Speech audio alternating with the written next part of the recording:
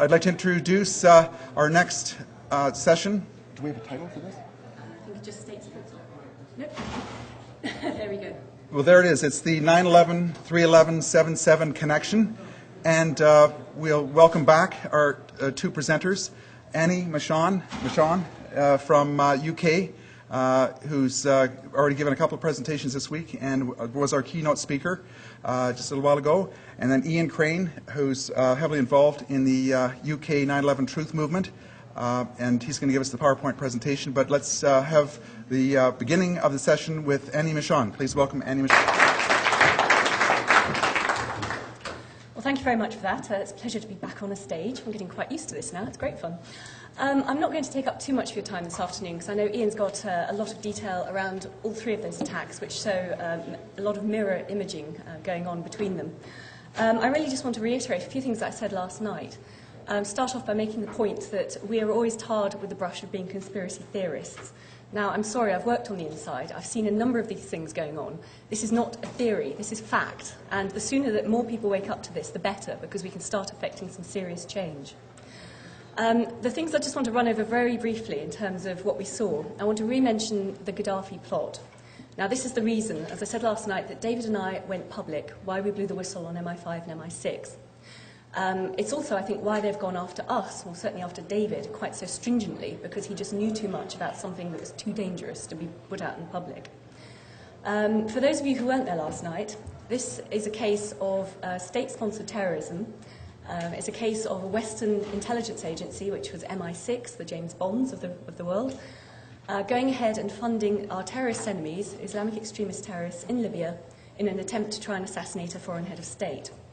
And the story runs that in 1995, a Libyan military intelligence officer walked into the Tunis embassy and asked to see the MI6 officer based there. He said that he had a ragtag group of Islamic extremist terrorists, some of whom had known links to bin Laden, who were planning to try and assassinate Colonel Gaddafi and take power in Libya. He wanted funding from MI6 in order to carry out this attack. They needed money for the very basics of the coup, the explosives, the guns, the jeeps, the tents even. And MI6 went ahead and did this. They gave them in the region about $120,000 to go and try and assassinate Colonel Gaddafi. Now, this was an incredibly reckless thing to do in a very volatile section of the world. It also doesn't make sense, because Gaddafi, by this point, had renounced his support of terrorism. On the other hand, of course, Al-Qaeda, as it's become known, was the new big threat as far as Western intelligence agencies were concerned. Anyway, the attack went ahead in early 1996. A bomb or grenade was put under the wrong car, part of a cavalcade that Colonel Gaddafi was driving in, and he obviously survived, but innocent people died. Not only the ones travelling in the car with the bomb, but also in the ensuing security shootout. So innocent bystanders standing there waving their Libyan flags as Gaddafi went past died in the shootout. So these are innocent people. These are someone's families, sons, daughters, brothers, sisters. These are not collateral damage, which is what these people in the intelligence services would have us believe. The operation was also illegal under British law because MI6 didn't get permission of the Foreign Secretary, its political master. Without that permission, they are as guilty as you and I would be if we conspired to carry out murder abroad. So for a whole range of different reasons, we were disgusted with this attack. We went ahead and left MI5 and we went public with this. The initial response of the government when David brought this information to their attention through a legal channel was to have David thrown in prison in Paris with a view to extradition. And also, of course, to, at all costs, avoid a public inquiry into this allegation. And they managed to do that by wheeling out the then Foreign Secretary, a man called Robin Cook, who's now dead, to appear on a high-profile political show in the UK called Breakfast with Frost on a Sunday morning. This was the day after, well, this was the week after the story appeared in the national press. Cook had had no time to conduct a proper inquiry, but he went on the show and categorically denied anything that MI6 had anything to do with it. He said that there was absolutely no basis in fact to share those allegations, and that it was pure fantasy. Now, subsequently, other information has come out into the public realm that proves what Dave said is true. There was a leaked document from MI6 that came out in the year 2000 showing precisely the attack, precisely the plot that David had talked about. Also, information has come out via the French intelligence services pointing to the fact that there was a man called Abdullah Radwan, who was the Libyan military intelligence officer who went ahead and carried out this attack. He's subsequently been killed. So this is manifestly not pure fantasy. But to this day, the Foreign Office will say it still is. And they expect to be able to get away with it. And of course, with the current form of government in the UK, they can. There is still no public inquiry.